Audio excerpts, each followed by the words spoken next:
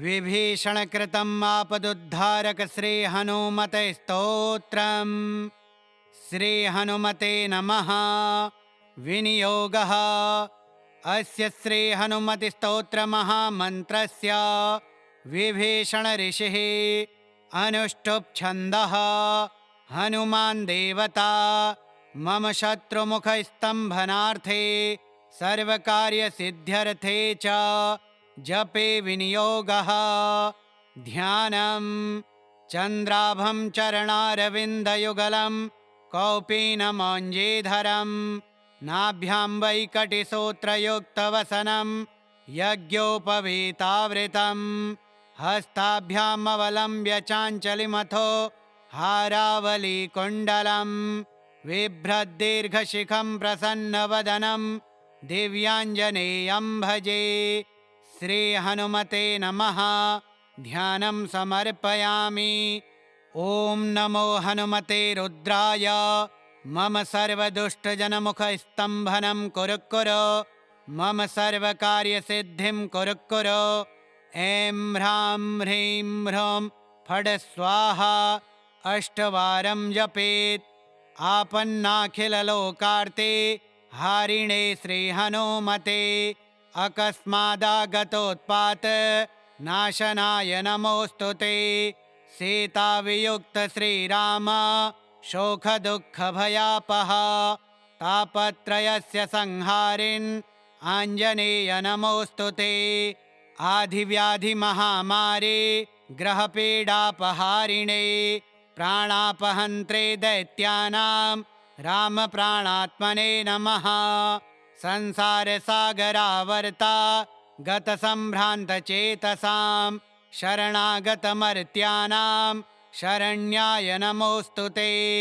राजद्वारे बिलद्वारे प्रवेशे भूतसङ्कुले गजसिंहमहाव्याघ्र चोरभीषणकानने महाभयेऽग्निसंस्थाने शत्रुसङ्घसमाश्रिते शरणागतमर्त्यानां शरण्याय नमो नमः। प्रदोषे वा प्रभाते वा ये स्मरन्त्यञ्जनासुतम् अर्थसिद्धियशः कामान् प्राप्नुवन्ति न संशयः। कारागृहे प्रयाणे च संग्रामे देशविप्लवे ये स्मरन्ति हनुमन्तं तेषां सन्ति न आपदः। वज्रदेहाय कालाग्नि रुद्रायामिततेजसे नमः। प्लवगसैन्यानां प्राणभूतात्मने नमः।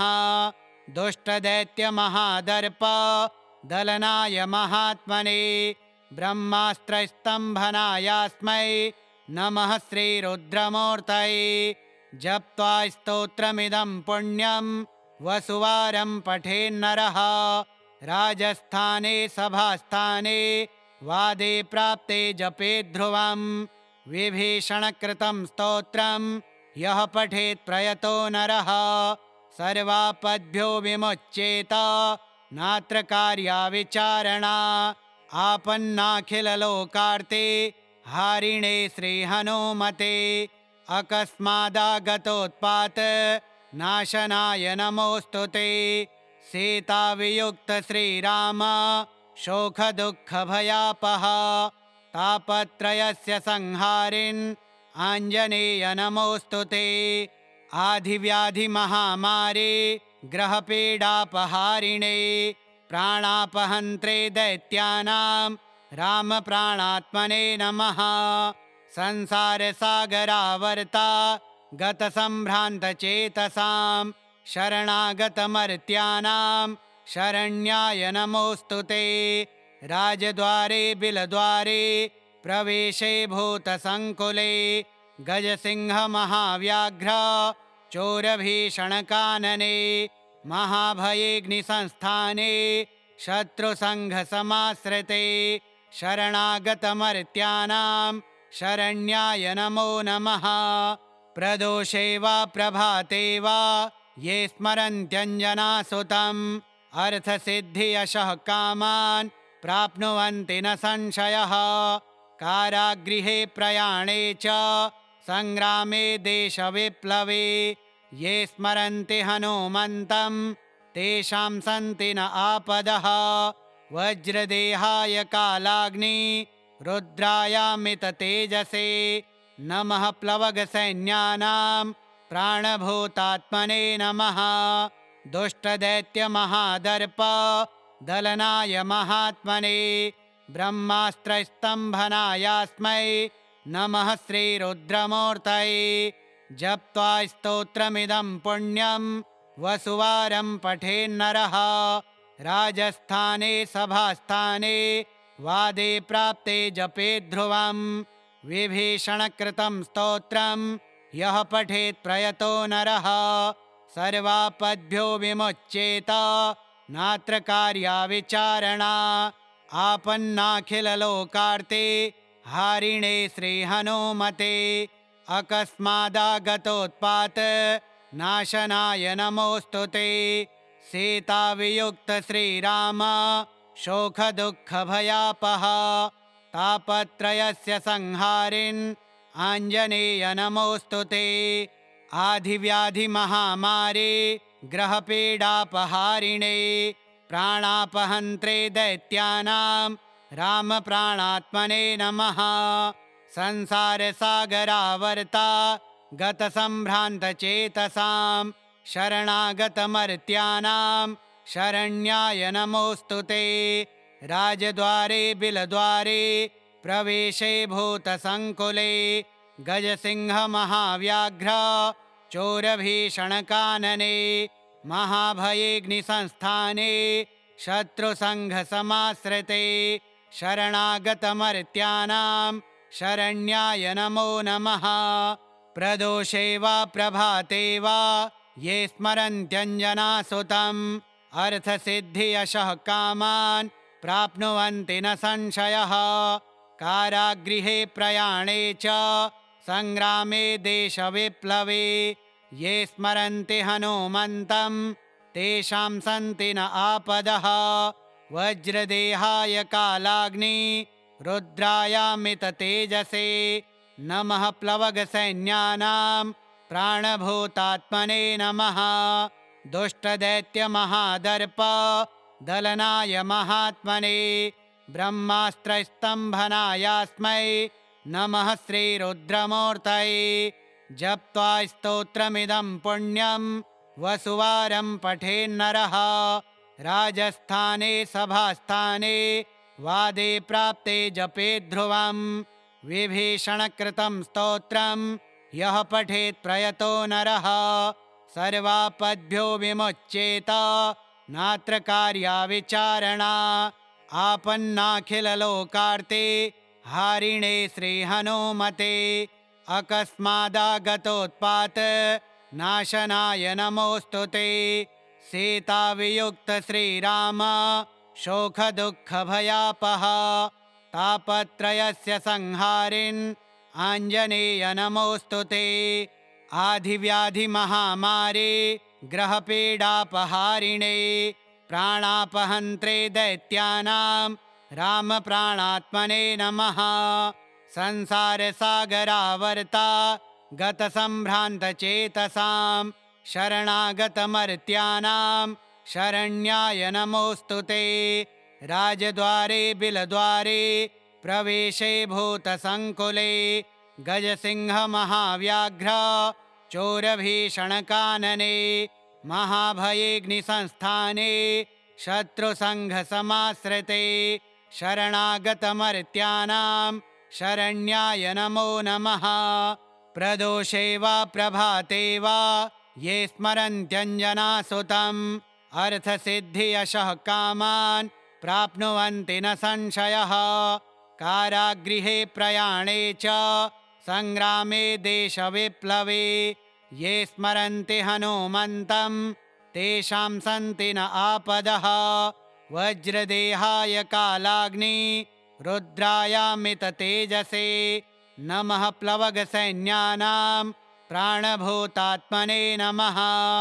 दुष्टदैत्यमहादर्प दलनाय महात्मने ब्रह्मास्त्रस्तम्भनायास्मै नमः श्रीरुद्रमूर्तये। जप्त्वा स्तोत्रमिदं पुण्यं वसुवारं पठेन्नरः राजस्थाने सभास्थाने वादे प्राप्ते जपे ध्रुवम् विभीषणकृतं स्तोत्रं यः पठेत् प्रयतो नरः सर्वापद्भ्यो विमुच्येत नात्र कार्या विचारणा आपन्नाखिललोकार्ते हारिणे श्रीहनुमते अकस्मादागतोत्पात नाशनाय नमोऽस्तु ते सीतावियुक्त श्रीराम शोकदुःखभयापः तापत्रयस्य संहारिन् आञ्जनेय नमोऽस्तु ते आधिव्याधिमहामारी ग्रहपीडापहारिणे प्राणापहन्त्रे दैत्यानां रामप्राणात्मने नमः संसारसागरावर्ता गतसम्भ्रान्तचेतसां शरणागतमर्त्यानां शरण्याय नमोऽस्तु ते राजद्वारे बिलद्वारे प्रवेशे भूतसङ्कुले गजसिंहमहाव्याघ्र चोरभीषणकानने महाभयेऽग्निसंस्थाने शत्रुसङ्घसमाश्रिते शरणागतमर्त्यानां शरण्याय नमो नमः प्रदोषे वा प्रभाते वा ये स्मरन्त्यञ्जनासुतम् अर्थसिद्धियशः कामान् प्राप्नुवन्ति न संशयः कारागृहे प्रयाणे च संग्रामे देशविप्लवे ये स्मरन्ति हनुमन्तं तेषां सन्ति न आपदः वज्रदेहाय कालाग्नि रुद्रायामिततेजसे नमः प्लवगसैन्यानां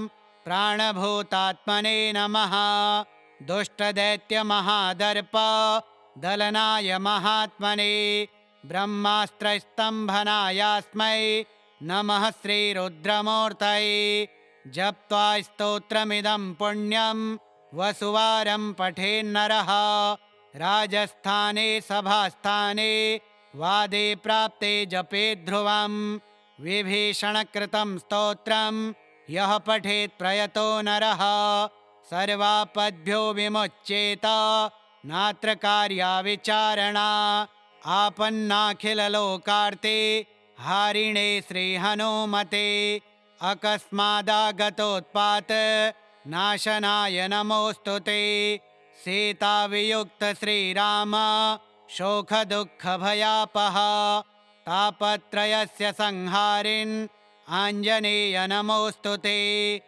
आधिव्याधिमहामारी ग्रहपीडापहारिणे प्राणापहन्त्रे दैत्यानां रामप्राणात्मने नमः संसारसागरावर्ता गतसम्भ्रान्तचेतसां शरणागतमर्त्यानां शरण्याय नमोऽस्तु ते राजद्वारे बिलद्वारे प्रवेशे भूतसङ्कुले गजसिंहमहाव्याघ्र चोरभीषणकानने महाभयेऽग्निसंस्थाने शत्रुसङ्घसमाश्रिते शरणागतमर्त्यानां शरण्याय नमो नमः प्रदोषे वा प्रभाते वा ये स्मरन्त्यञ्जनासुतम् अर्थसिद्धियशः कामान् प्राप्नुवन्ति न संशयः कारागृहे प्रयाणे च संग्रामे देशविप्लवे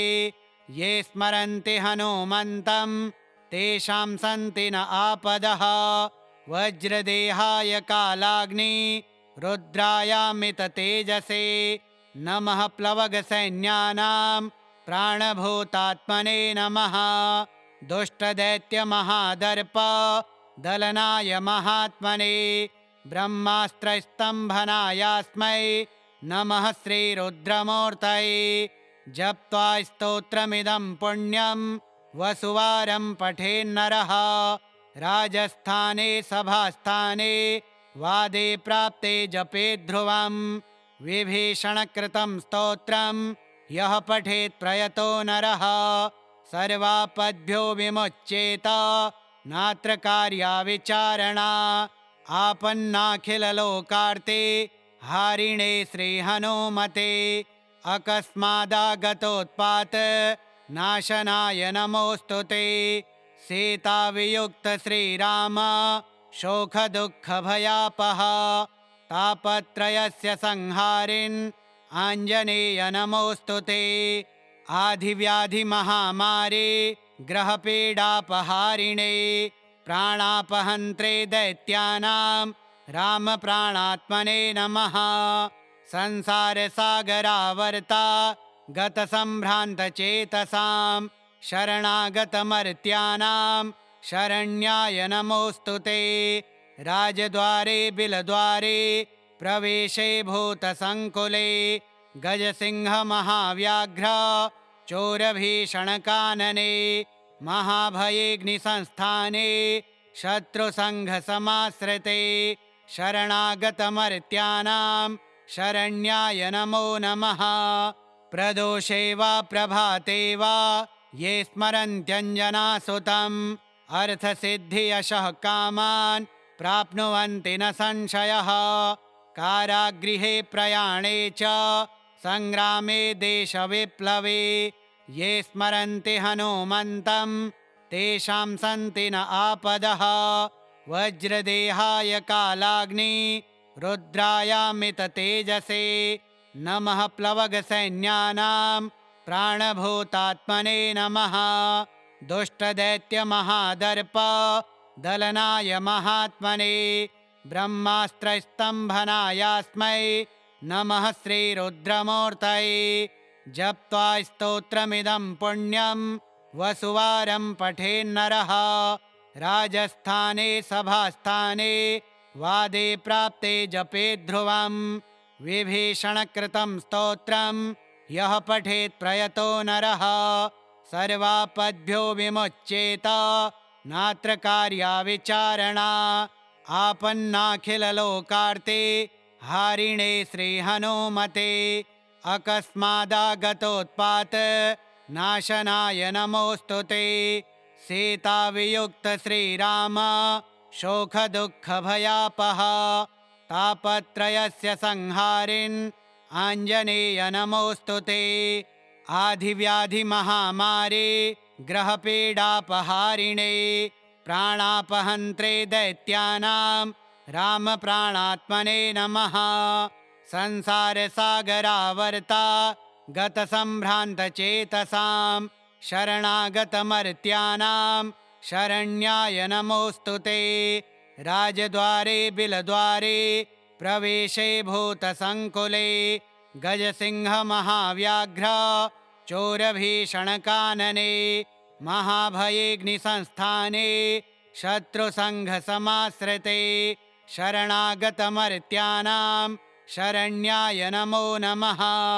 प्रदोषे वा प्रभाते वा ये स्मरन्त्यञ्जनासुतम् अर्थसिद्धियशः कामान् प्राप्नुवन्ति न संशयः।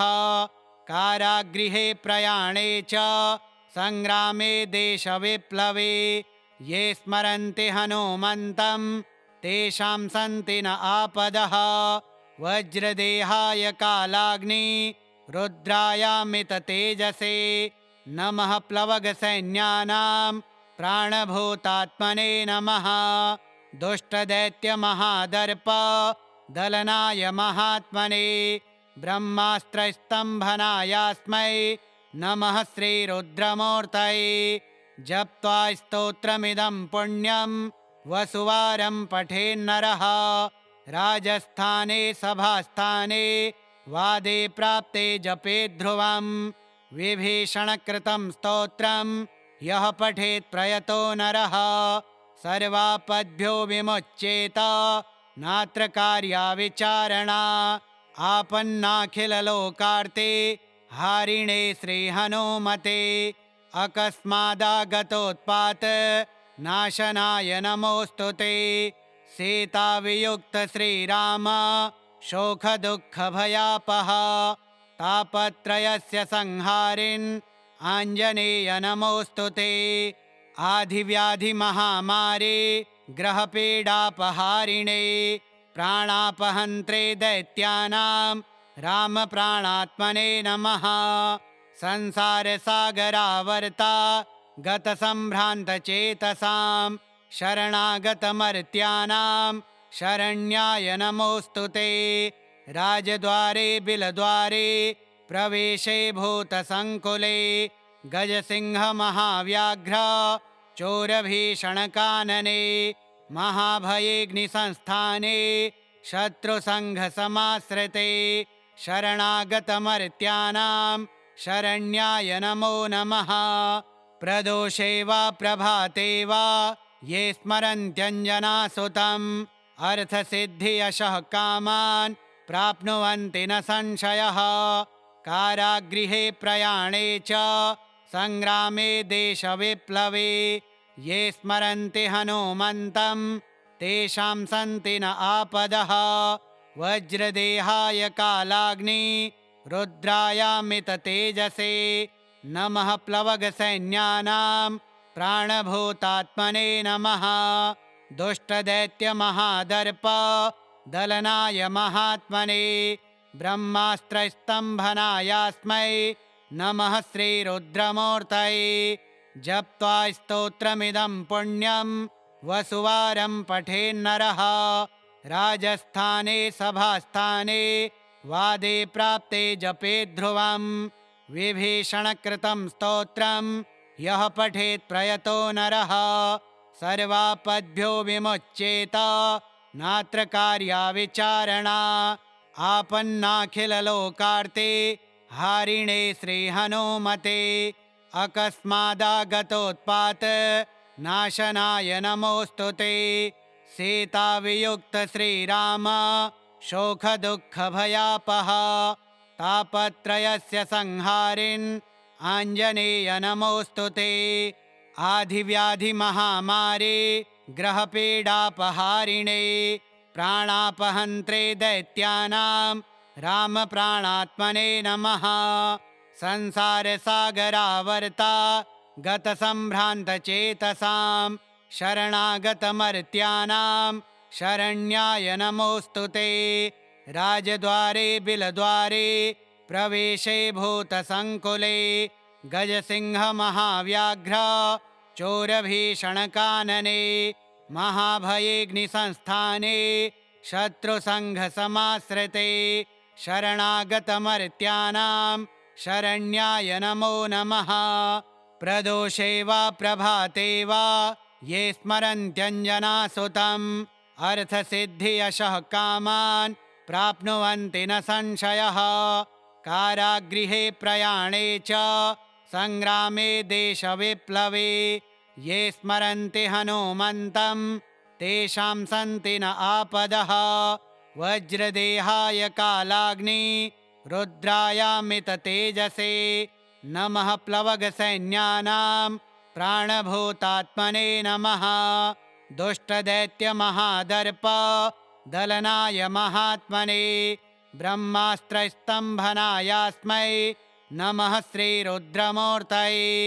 जप्त्वा स्तोत्रमिदं पुण्यं वसुवारं पठेन्नरः राजस्थाने सभास्थाने वादे प्राप्ते जपे ध्रुवम्। विभीषणकृतं स्तोत्रं यः पठेत् प्रयतो नरः सर्वापद्भ्यो विमुच्येत नात्र कार्या विचारणा। आपन्नाखिललोकार्ते हारिणे श्रीहनुमते अकस्मादागतोत्पात नाशनाय नमोऽस्तु ते।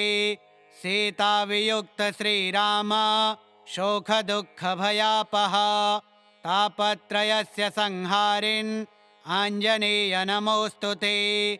आधिव्याधिमहामारे ग्रहपीडापहारिणे प्राणापहन्त्रे दैत्यानां रामप्राणात्मने नमः। संसारसागरावर्ता गतसम्भ्रान्तचेतसां शरणागतमर्त्यानां शरण्याय नमोऽस्तु ते। राजद्वारे बिलद्वारे प्रवेशे भूतसङ्कुले गजसिंहमहाव्याघ्र चोरभीषणकानने महाभयेऽग्निसंस्थाने शत्रुसङ्घसमाश्रिते शरणागतमर्त्यानां शरण्याय नमो नमः। प्रदोषे वा प्रभाते वा ये स्मरन्त्यञ्जनासुतम् अर्थसिद्धियशः कामान् प्राप्नुवन्ति न संशयः। कारागृहे प्रयाणे च सङ्ग्रामे देशविप्लवे ये स्मरन्ति हनुमन्तं तेषां सन्ति न आपदः। वज्रदेहाय कालाग्नि रुद्रायामिततेजसे नमः प्लवगसैन्यानां प्राणभूतात्मने नमः। दुष्टदैत्यमहादर्प दलनाय महात्मने ब्रह्मास्त्रस्तम्भनायास्मै नमः श्रीरुद्रमूर्तये। जप्त्वा स्तोत्रमिदं पुण्यं वसुवारं पठेन्नरः राजस्थाने सभास्थाने वादे प्राप्ते जपे ध्रुवं विभीषणकृतं स्तोत्रं यः पठेत् प्रयतो नरः सर्वापद्भ्यो विमुच्येत नात्र कार्या विचारणा। श्रीविभीषणकृतम् आपदुद्धारक हनुमति स्तोत्रम् श्री हनुमतार्पणमस्तु।